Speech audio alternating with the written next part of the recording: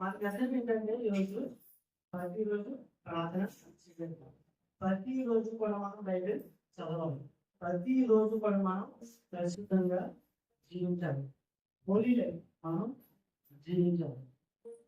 ఇక్కడ ఈ రోజు మనం చూసినట్లయితే అదే పబ్లిక్ లో యాక్సెప్ట్ చేసినట్లయితే ప్రజలందరూ ఉన్నారు.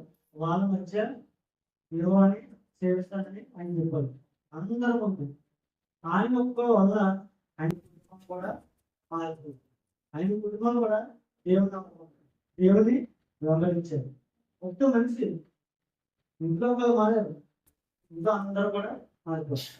ఇప్పుడు మీ ఇంట్లో ఎవరైనా మారిపోతే ఇంట్లో ఒకరు మారితే మీ జీవితాన్ని బట్టి అందరూ మారిపోతారు. మీరు చింతలు బట్టి అందరూ మారిపోతారు. నువ్వు దేవుని నమ్ముకోవడా ప్రశ్న మనకు నచ్చినట్టు చూచాలనుకోవాలి. It is no impact. Impact అది ఇంపాక్ట్ చేసుకోవాలనేలా ఉండాలి. ఇప్పుడు దేవుడి కోసం జీవించినప్పుడు పర్ఫెక్ట్ అందరికి అర్థం అవుతుంది. అదే దేవుడి కోసం జీవించుకుంటా మనకి నచ్చినట్టు మనం ఉన్నామనుకోవాలి.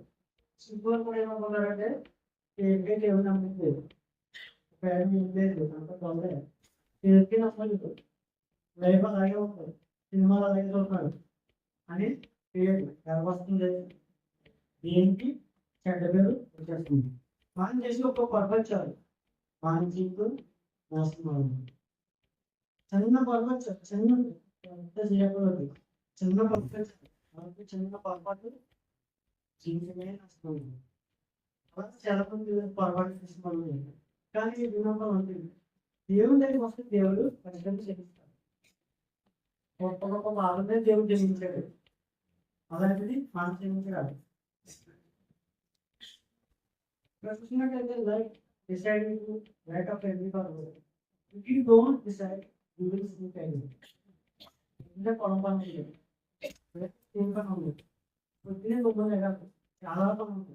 మనం డిసైడ్ అవుతుంది. ఇక్కడ డిసైడ్ అవ్వి పొద్దున పనికి అవునా. ఒకవేళ మనం డిసైడ్ అవ్వలేదు అనుకో, పనికి వెళ్ళాలని మనం డిసైడ్ అవ్వలేదు, పొద్దున మళ్ళీ పడుతుంది. మనం డిసైడ్ అయ్యాం కాబట్టి పొద్దున వచ్చి మనకి అవుతుంది. మనం డిసైడ్ అవ్వకపోతే మళ్ళీ కోరుకుంటాం.